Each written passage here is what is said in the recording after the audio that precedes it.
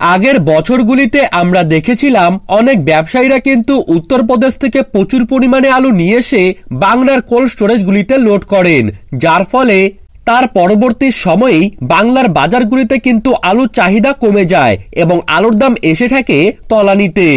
বিগত বছরগুলির ঘটনা এই বছরেও যদি পুনরাবৃত্তি হয় তাহলে কিন্তু বাংলার আলু চাষিরা বিশাল লসের মুখে পড়বেন। বর্তমানে বাংলার বাজারগুলিতে আলুর চাহিদা কিন্তু তুঙ্গে লক্ষ্য করা যাচ্ছে। নেপাল, ভুটান, আসাম, বিহার, তার পাশাপাশি বাংলাদেশে প্রচুর পরিমাণে কিন্তু আলু পাঠানো হচ্ছে। এইসব কারণের ফলে উত্তরবঙ্গে কিন্তু বর্তমানে আলুর দাম রয়েছে আকাশ ছোঁয়া। প্রাকৃতিক বিপর্যয়ের ফলে সমগ্র ভারতবর্ষ জুড়েই কিন্তু আলুর ফলন কম। তারই পাশাপাশি জ্যোতি আলু গাছের নাভিদশার রোগের কারণে অনেক আলু গাছই কিন্তু নষ্ট হয়ে গিয়েছে। অর্থাৎ এবছর কিন্তু প্রত্যেকটি প্রজাতির আলুর ফলনই অনেকটাই কম। কিন্তু পরবর্তী সময় গিয়ে আলুর বাজার কোন দিকে ঘুরে দাঁড়ায় তা নিয়েই কিন্তু রয়েছেন সকলে চিন্তিত। 2024 সালে আলুর ভবিষ্যৎ কি হতে পারে? আলুর দাম আরো বাড়তে পারে নাকি কমে যাবে? ক্ষেতের মধ্যেই আলু বিক্রি করে কম পয়সা লাভ করবেন নাকি হিমঘরে আলু লোড করে পরবর্তী সময়ে বেশি পয়সা লাভ করবেন? আপনারা কোন পদক্ষেপটি গ্রহণ করবেন এই বিষয়ে বিশেষজ্ঞ তথা ব্যবসায়ীরা কি জানাচ্ছেন, তো তাই কিন্তু আমি আজকে আপনাদেরকে জানিয়ে দেব এই ভিডিওটির মাধ্যমে। তো বিস্তারিতভাবে জানতে হলে অবশ্যই ভিডিওটিকে শেষ পর্যন্ত মনোযোগ সহকারে দেখবেন। এবং আপনার জেলার প্রতিদিনের আলুর বাজার দর সবার প্রথমেই জানতে হলে অবশ্যই নিজের জেলার নামটি কমেন্ট বক্সে জানিয়ে রাখবেন এবং চ্যানেলটিকে সাবস্ক্রাইব করে পাশে থাকা বেল আইকনটিকে প্রেস করে রাখবেন। তো চলুন ভিডিওটিকে শুরু করা যাক। বর্তমানে আলু চাষি ও আলু ব্যবসায়ীরা আলুর বাজারকে লক্ষ্য করে কিন্তু যথেষ্টই উদ্বিগ্ন রয়েছেন।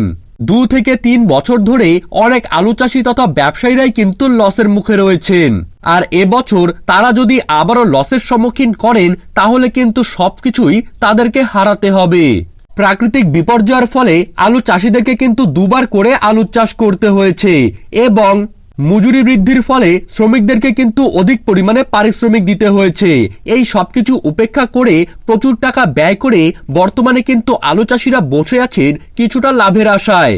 আগের বছরের তুলনায় এবছর কিন্তু বর্তমানে আলুর বাজার ভালো রয়েছে, কিন্তু ভবিষ্যতে গিয়ে আলুর দাম যদি অনেকটাই কমে যায় সবকিছু বিষয় কিন্তু আপনাদেরকে সজাগ থাকতে হবে।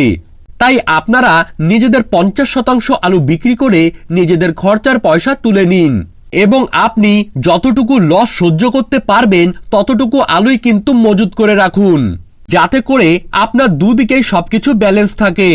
প্রতিবেশী দেশগুলোতে যেই পরিমাণে পশ্চিমবঙ্গের আলুর চাহিদা বেড়েই চলেছে তাতে করে কিন্তু ভবিষ্যতে কিছুটা আশা করা যাচ্ছে যে বাংলার আলু চাষিরা লাভ করবেন।